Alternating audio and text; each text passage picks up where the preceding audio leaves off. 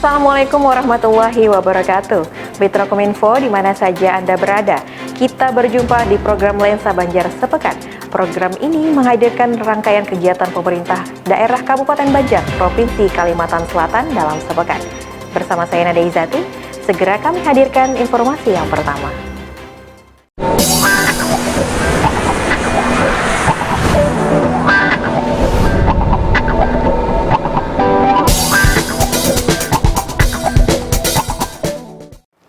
Mitra Kominfo, Bupati Banjar Haji Saidi Mansur melantik dan mengukuhkan Ketua dan Wakil Ketua Badan Amil Zakat Nasional atau Basnas periode 2022 hingga 2027 di Mahligai Sultan Adam Lantai 2 Martapura.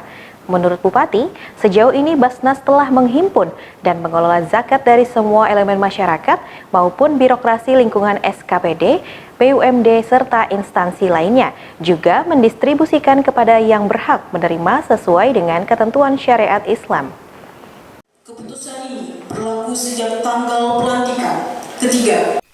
Bupati Banjar Haji Saidi Mansur melantik dan mengukuhkan Ketua dan Wakil Ketua Badan Amil Zakat Nasional atau Basnas periode 2022-2027 di Mahligai Sultan Adam Lantai 2 Martapura. 5 pengurus yang dilantik yakni Nur Yadi menjabat sebagai Ketua, Syafudi Nur Wakil Ketua 1 Bidang Pengumpulan, Haji Muhammad Yusran Yakub Wakil Ketua 2 Bidang Pendistribusian dan Pendayagunaan, Haji Gusti Rahmadi Safri Wakil Ketua 3 Bidang Perencanaan, Keuangan dan Pelaporan, serta Haji Rumansah Wakil Ketua 4 Bidang Administrasi SDM dan Umum. Bupati Banjar Haji Saidi Mansur mengatakan, Basnas adalah mitra kerja pemerintah daerah dengan program-programnya bukan hanya pengentasan kemiskinan tetapi juga pendidikan dan kesehatan. Ia menambahkan sejauh ini Basnas telah menghimpun dan mengelola zakat dari semua elemen masyarakat maupun birokrasi lingkungan SKPD, BUMD, serta instansi lainnya yang juga mendistribusikan kepada yang berhak menerima sesuai dengan ketentuan syariat Islam. Saidi Mansur berharap pengurus Basnas yang baru dilantik mampu menciptakan satu kondisi masyarakat yang terpenuhi material spiritual dan sosialnya. Basnas bisa lebih baik lagi, yang selama ini sudah baik dengan pemerintah daerah. Tentu Basnas sekarang bukan hanya mengelola zakat, tapi program-programnya untuk masyarakat umat banyak dibantu oleh Basnas, bukan hanya dari pendidikan, kesehatan, maupun terkhusus memang sudah ketentuannya dari syariat Islam yang berhak menerima itu sudah diketahui oleh Basnas.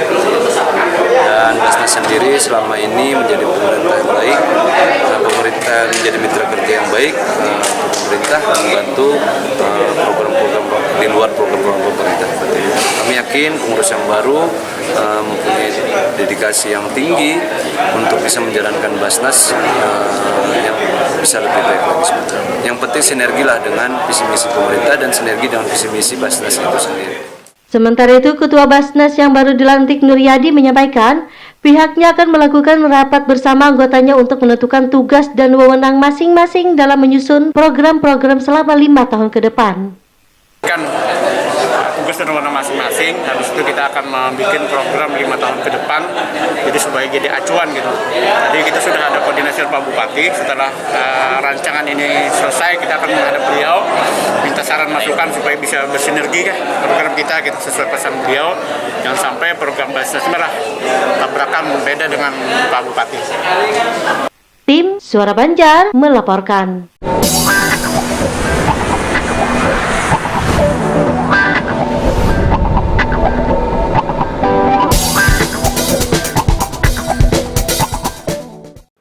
Mitra Kominfo, Bupati Banjar Haji Saidi Mansur bersama Dandim 1006 Banjar Imam Muhtarom melakukan pengundian umroh dari Komandan Kodim 1006 Banjar sebelum melaksanakan rapat koordinasi mingguan Pemkab Banjar di Aula Barakat Kantor Bupati Banjar Martapura. Pada pengundian tersebut keluar nama Fatimah dari Sungai Tuan Ilir, Kecamatan Astambul yang sehari-harinya berprofesi sebagai pedagang. Bupati Banjar Haji Saidi Mansur bersama Dandim 1006 Banjar Imam Muhtarom berkesempatan melakukan pengundian umroh dari Komandan Kodim 1006 Banjar sebelum melaksanakan rapat koordinasi mingguan pemerintah Kabupaten Banjar di Aula Barakat Kantor Bupati Banjar. Bupati bersama Dandim menekan tombol dan mengacak nik yang sudah terdaftar ikut kegiatan vaksinasi di seluruh wilayah Kabupaten Banjar.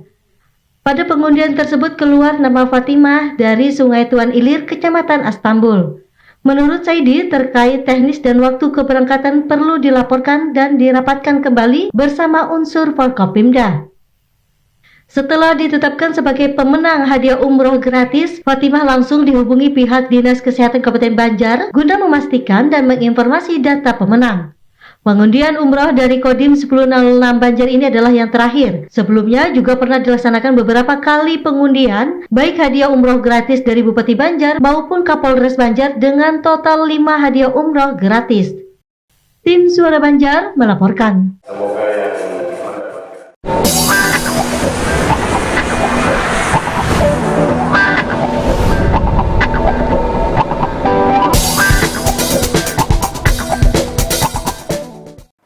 Metrokominfo, Kementerian Koordinator Bidang Pembangunan Manusia dan Kebudayaan atau Kemenko PMK RI menggelar rapat koordinasi persiapan pelaksanaan Musabaqah Tilawatil Quran atau MTQ Nasional ke-29 via Zoom Meeting. Dimoderatori Asisten Deputi Moderasi dan Beragama Kemenko PMK Thomas Siregar, rakor diikuti pemerintah Provinsi Kalimantan Selatan, Kota Banjarmasin, Banjarbaru, dan Kabupaten Banjar. Kementerian Koordinator Bidang Pembangunan Manusia dan Kebudayaan Kemenko PMK RI menggelar rapat koordinasi persiapan pelaksanaan Musabaqah Tilawatil Quran Nasional ke-29 via Zoom Meeting. Dimoderatori Asisten Deputi Moderasi dan Beragama Kemenko PMK Thomas Siregar, rakor diikuti pemerintah Provinsi Kalimantan Selatan, Kota Banjarmasin, Banjarbaru, dan Kabupaten Banjar. Dalam paparannya, Sekda Provinsi Kalimantan Selatan Roy Rizali Anwar mengatakan, tahun 2022 merupakan momentum menjadi tuan rumah MTQ, memiliki nilai histori bagi Kalimantan Selatan yang telah menunggu lebih dari 50 tahun. Sebelum pembukaan MTQ pada 11 Oktober dilaksanakan pawai ta'aruf, disertai difel khazanah peradaban Islam dari 34 provinsi, 13 kabupaten kota se-Kalimantan Selatan, dari start hingga finish di Masjid Agung Al-Karamah, Martapura. Roy menyebut pembukaan MTQ nasional dilaksanakan pada 12 Oktober pukul 9 WITA di venue utama Desa Kirampar, Kecamatan Karangintang, Kabupaten Banjar dengan kapasitas tempat diperkirakan menampung 3.400 orang. Sementara itu, Sekda Banjar Haji Muhammad Hilman menyampaikan, pemerintah Kabupaten Banjar siap mendukung dan melibatkan seluruh stakeholder terkait dan organisasi kemasyarakatan agar pelaksanaan berjalan dengan baik dan lancar. Diungkapkannya ada 4 venue pelaksanaan MTQ nasional di Kabupaten Banjar, yaitu di Masjid Agung Al-Karamah Martapura, Masjid Bambu Kiai Abdul Qadir Hasan Kiran Kecamatan Karangintang, Madrasah Darussalam Tahfiz dan Ilmu Al-Quran Tanjung Rema, dan Gedung Stai Darussalam Martapura. Pada MTQ nasional juga dilaksanakan pameran expo yang diikuti 34 provinsi, 13 kabupaten kota se-Kalimantan Selatan, kementerian, SOPD provinsi, BUMN atau BUMD, UMKM dan halal food serta negara tetangga yang dihelat di alun-alun Ratu Jeleha, Martapura. Tim Suara Banjar melaporkan.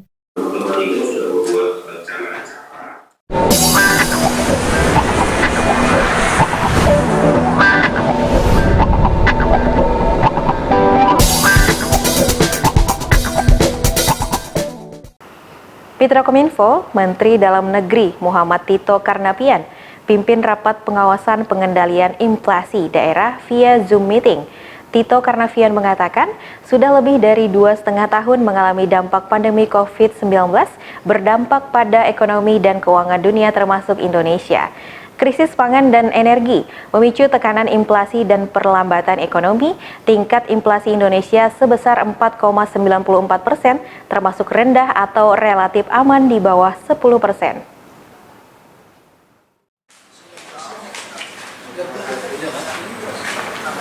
Rapat pengawasan pengendalian inflasi daerah diselenggarakan oleh Kementerian Dalam Negeri Republik Indonesia. Menteri Dalam Negeri Muhammad Tito Karnavian dalam arahannya mengatakan, lebih dari 2,5 tahun kita mengalami dampak pandemi COVID-19, begitu pula di seluruh negara, berdampak pada ekonomi dan keuangan dunia termasuk Indonesia. Tito Karnavian menjelaskan, Krisis pangan dan energi memicu tekanan inflasi dan perlambatan ekonomi. Tingkat inflasi Indonesia sebesar 4,94%, termasuk rendah atau relatif aman di bawah 10%.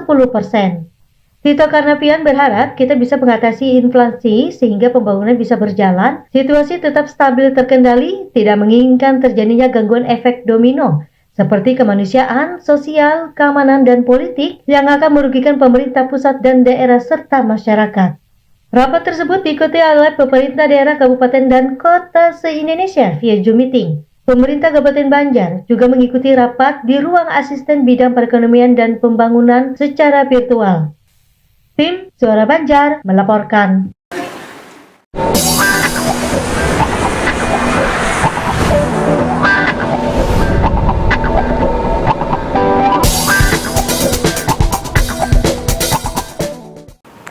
Mitra Kominfo Bupati Banjar Haji Saidi Mansur diwakili Asisten Pemerintahan dan Kesra Haji Masruri membuka rakor pencegahan dan kesiapsiagaan bencana kabut asap akibat karhutla di Kabupaten Banjar tahun 2022 di Aula Barakat Martapura.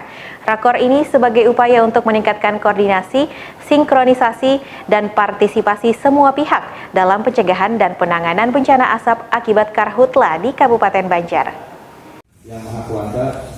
Berdasarkan kondisi cuaca saat ini, meskipun masih sering terjadi hujan, namun semua harus meningkatkan upaya-upaya melalui kerjasama dalam rangka pencegahan dan kesiapsiagaan akan kemungkinan terjadinya kebakaran hutan dan lahan atau karhutla, terutama pada kawasan perkebunan, pertanian, dan lahan tidur atau semak belukar lainnya. Hal tersebut disampaikan Bupati Banjar Haji Saidi Mansur diwakili Asisten Pemerintahan dan Kesra Haji Masruri saat membuka rakor pencegahan dan kesiapsiagaan bencana kabut asap akibat karhutla di Kabupaten Banjar tahun 2022 di Aula Barakat Martapura. Bupati mengapresiasi dilaksanakannya rakor tersebut dan berharap semuanya fokus dalam upaya-upaya pencegahan, tidak terdapat kebakaran hutan dan lahan yang menimbulkan asap yang sangat mengganggu dan merugikan masyarakat. Rakor ini dalam rangka menindaklanjuti instruksi Presiden Republik Indonesia pada Rapat Koordinasi Nasional Pengendalian Karhutla di Istana Negara pada tanggal 22 Februari 2021 dan edaran Gubernur Kalimantan Selatan tanggal 20 April 2022. Sementara itu, PLT Kepala Pelaksana BPBD Kabupaten Banjar, Ahmad Nur Syailah mengatakan, rakor ini sebagai upaya untuk meningkatkan koordinasi, sinkronisasi, serta partisipasi semua pihak dalam pencegahan dan penanganan bencana asap akibat karhutla. Disadari bahwa Kabupaten Banjar merupakan salah satu kabupaten di Kalimantan Selatan yang tingkat kerawanan karhutlanya cukup tinggi. Tim Liputan Suara Banjar melaporkan.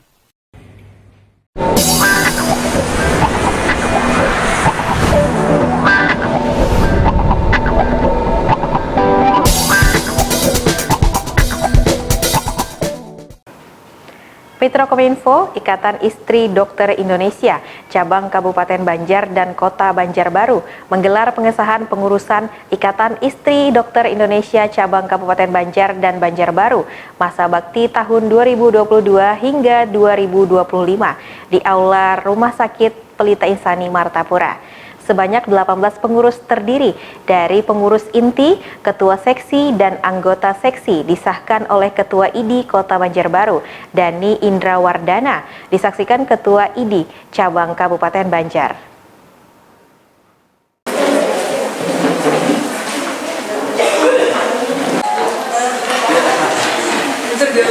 Ketua IDI Banjarbaru, Ketua IDI Banjar. Ikatan Istri Dokter Indonesia atau IIDI Cabang Kabupaten Banjar Kota Banjarbaru menggelar pengesahan pengurus Ikatan Istri Dokter Indonesia Cabang Kabupaten Banjar Banjarbaru masa bakti 2022-2025 di Aula Rumah Sakit Pelita Insani lantai 4 Martapura. Sebanyak 18 pengurus terdiri dari pengurus inti, ketua seksi, dan anggota seksi disahkan oleh Ketua IDI Kota Banjarbaru Dani Indrawardana, disaksikan Ketua IDI Cabang Kabupaten Banjar. Ketua TPPKK Kabupaten Banjar, Hajah Nur Gita Tias mengatakan, masalah imunisasi dan stunting menjadi tantangan besar pemerintah Kabupaten Banjar. Bicara stunting bukan hanya menjadi tolak ukur anak yang kerdil, Tapi stunting lebih kepada tingkat kecerdasan seseorang yang mana selain gemar makan ikan tapi juga harus diberikan stimulus-stimulus penguatan yang lainnya. Beliau berharap IIDI kiprahnya ke depan bisa saling support satu sama lainnya. Ketua IIDI Cabang Kabupaten Banjar Kota Banjarbaru, Bardiati Ulfa Atjo mengatakan, IIDI membawa visi misi mempersiapkan generasi penerus yang bertakwa, cerdas, berkualitas melalui ketahanan keluarga. Beliau meminta kepada semua pihak untuk saling bekerja sama, saling berkoreksi, dan saling mengingatkan agar dapat mengabdikan diri, belajar, dan membentuk diri menjadi lebih baik dan bermanfaat bagi masyarakat. Pengesahan ditandai dengan serah terima jabatan oleh Ketua IIDI Masa Bakti 2018-2022 kepada Ketua IIDI Masa Bakti 2022-2025. Tim Suara Banjar melaporkan.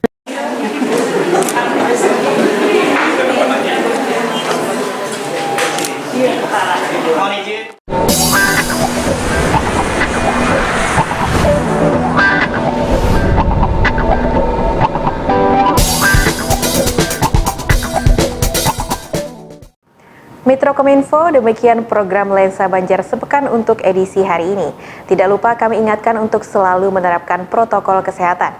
Mewakili kerabat kerja yang bertugas, saya Nada Izati mengucapkan terima kasih atas perhatian Anda. Wassalamualaikum warahmatullahi wabarakatuh. Sampai jumpa.